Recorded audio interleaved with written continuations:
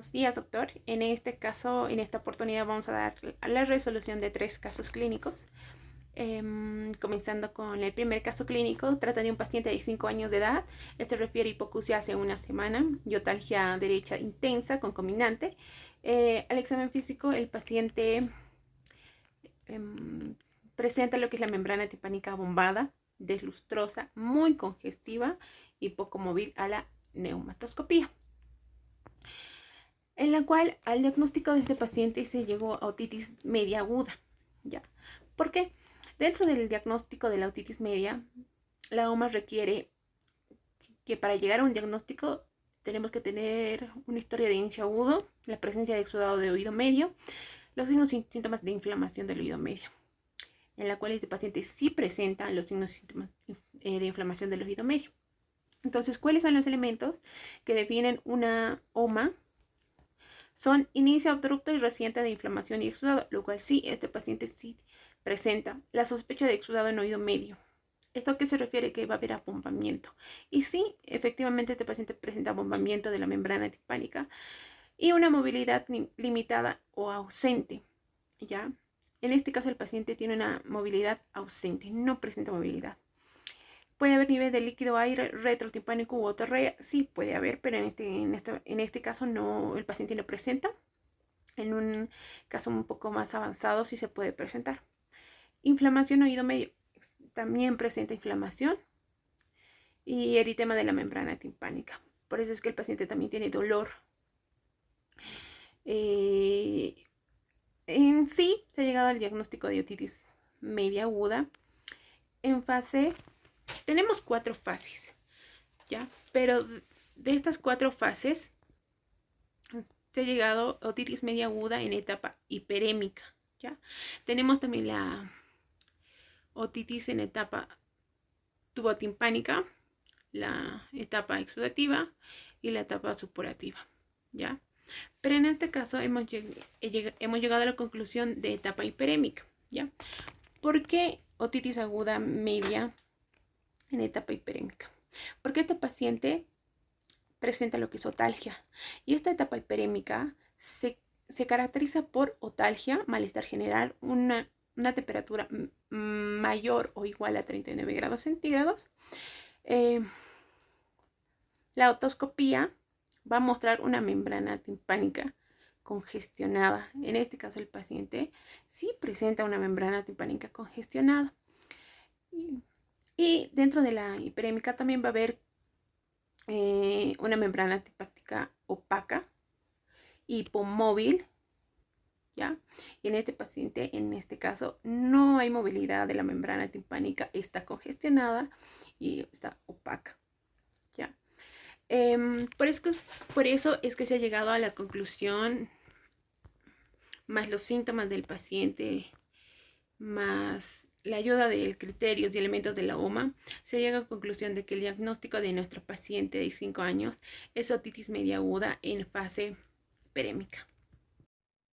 Bueno, mi nombre es Henry Manchambi y voy a continuar con lo que es el caso clínico. Nuestra paciente retorna a los 48 horas de edad con un estado febril, con la temperatura de 38,5 grados Celsius, presenta cefalea retroorbitaria y diplopía y oftalmoplegia. Nos pide aquí el diagnóstico actual. Bueno, hemos llegado con la conclusión de que se trata de un síndrome de Gradenigo. ¿Por qué? Porque presenta una triada clásica que sería la otitis media aguda, dolor retroorbitario ipsilateral. Esto se va a producir por una excitación de la rama oftálmica del nervio trigémino. También presenta estrabismo y oftalmoplegia. Esto se va a producir por una parálisis unilateral del cuarto par craneano, que sería el abducens. Esta va a producir una parálisis del músculo recto lateral y esta va a producir lo que es un estrabismo y diplopía. Pero no solo puede estar afectados esos, también puede estar afectado lo que es el oculomotor y el troclear. Bueno, la fisiopatología se produce más que todo por contigüidad. La inflamación va a continuarse desde la cavidad timpánica o del oído medio hacia el ápice de la porción petrosa del hueso temporal. Se cree que en el 30% de los pacientes hay células neumáticas que comunican el ápice con,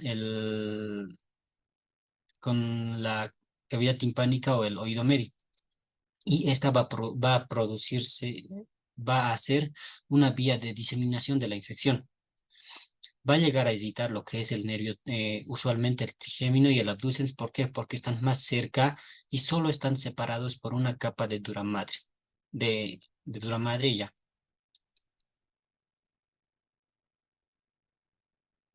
Bueno, en los diagnósticos diferenciales vamos a ver meningiomas, sarcomas, aneurismas y neurinomas.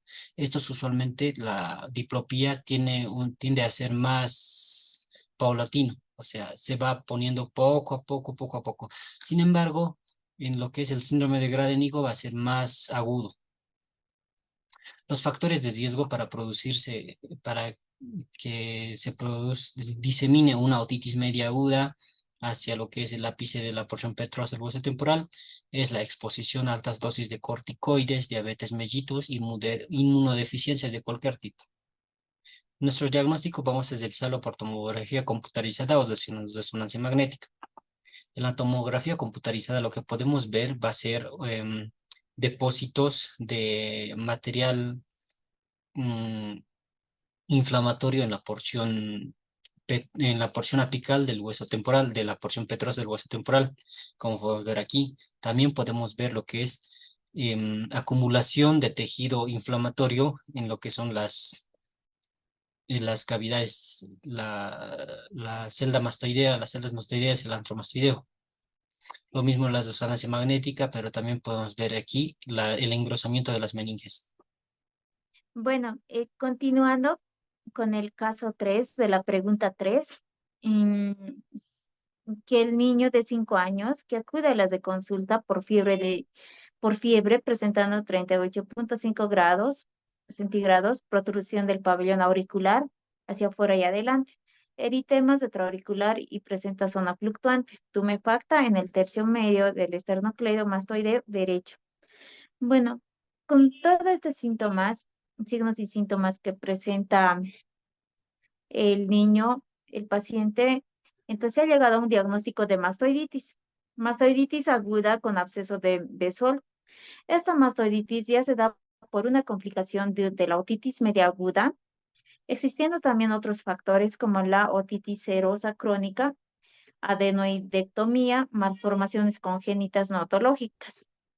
Bueno, anatómicamente, existe una continuidad entre la caja timpánica y la mucosa de celdillas mastoideas del peñasco. Bueno, en la clínica, ya que el cuadro de la mastoiditis suele aparecer en el contexto de una otitis media aguda, puede ser de una forma persistente o recidivante, o tal vez la otitis media aguda haya sido tratada de una forma incorrecta. También el paciente, como el paciente en la primera consulta presentaba otitis media aguda, y en estas de consulta ya presenta las manifestaciones que se han mencionado, como la fiebre, protrusión del pabellón auricular, eritemas extraauricular y zona fluctuante. Tumefacta en esternocleidomastoideo derecho. Bueno, en el diagnóstico de este estudio se puede realizar mediante el microbiológico y otoscopía. Microbiológico es muy aconsejable investigar, ¿no?, el tipo de germen que es responsable de esta cuestión de la mastoiditis o mediante el cultivo y antibiograma. Se puede llegar a ver, ya puede ser por Streptococcus beta hemolítico, Haemophilus influenzae, Staphylococcus aureus. En la otoscopía ya se va a llegar a encontrar que va a estar una membrana timpánica engrosada, tumefacta, abombada, y también va a presentar una discreta perforación donde la infección ya se escapa a los espacios cervicales inferiores. Bueno, mi nombre es Ever Quispe Acero. Yo en este momento les voy a hablar acerca del tratamiento de una mastoiditis aguda. Un paciente con mastoiditis aguda debe ser internado lo más antes posible y durante la internación pedir o solicitar lo que es una realización de una tomografía computarizada. Esto se debería realizar en un plazo mínimo o lo más antes posible. Si en el paciente existiese una supuración, entonces puede llegar a tomarse una muestra y realizar un cultivo y un antibiograma. Entonces, en caso de que el tímpano estuviese íntegro, se valorará para la realización de una meringotomía con timpanocentesis y la colocación de un drenaje transtimpánico. En el tratamiento existen dos vías principales, que puede ser un tratamiento tratado por antibioterapia o puede ser un tratamiento quirúrgico. En la antibioterapia nos indica la utilización o consistirá en utilizar las cefalosporinas de la segunda o tercera generación. Esto puede ser por vía parenteral o vía intravenosa. Esto va a ser en dosis máximas. Como ejemplo tenemos lo que es la ceftriaxona, que se puede usar de 1 a 2 gramos, que tiene una presentación, y en niños se puede usar de 50 a 75 miligramos por kilogramo. Esto se va a dar una vez al día durante 2 semanas. Entonces, las otras antibióticos, pues las alternativas son lo que son la vancomicina y la linezolida. También nos indica que se puede hacer el uso de corticoides. El uso de corticoides nos ayuda en lo que es en aliviar el dolor, disminuye la tumefacción e inflamación de forma significativamente rápida. Entonces también luego podemos llegar a usar lo que es la metilprednisolona. Esto se va a usar en ciclos cortos y esto en una dosis de 1 a 1,5 miligramos por kilogramo día. Entonces, ahora hablaremos respecto al tratamiento quirúrgico. Algunos autores indican que la necesidad de realizar una meringotomía, bueno, para entender qué es la meringotomía, esto consiste en un procedimiento quirúrgico mediante el cual esto se va a llegar a realizar una pequeña incisión en la membrana timpánica, esto dándonos un acceso directo a la caja timpánica y esto nos va a llegar a permitir drenar el líquido o contenido. Entonces, esto nos va a ayudar también a la colocación de un drenaje transtimpánico. Y también nos indica lo que es la mastoidectomía. Sigue siendo la técnica de elección en caso de que exista una colección purulenta o que puede ser claro o muy evidente, o en pacientes que no tienen una mejoría o tienen una mala evolución a pesar de los tratamientos que ha recibido. Entonces, la mastoidectomía no tiene como único objetivo lo que es el drenar de material purulento o la eliminación de tejido de granulación, sino también tiene como objetivo lograr un buen espacio de aireación y de drenar de la neocavidad timpanomastoidea. Entonces, para la mastoidectomía, la vía de abordaje es preferiblemente la retroauricular. Cualquier absceso que existiese deberá ser evacuado con independencia de acuerdo a su localización. Mi nombre es Rosario Tenorio. Yo voy a hablar sobre la fisiopatología de la otitis media, que va a estar relacionada directamente con la función de la trompa de Eustaquio. Este va a ser la ventilación del oído medio igualando las presiones del aire en el oído medio y atmósfera, proteger de las presiones y secreciones nasofaringeas, drenar las secreciones del oído medio mediante movimientos mucociliar. La anatomía de la trompa de Eustaquio según la edad va a ser factores de riesgo que afectan y anatomía craneofacial y las patologías obstructivas en nasofaringe. Dada con la clasificación, de acuerdo al tiempo de evolución del oído medio, va a ser el loma esporádico y el loma de repetición y el loma persistente.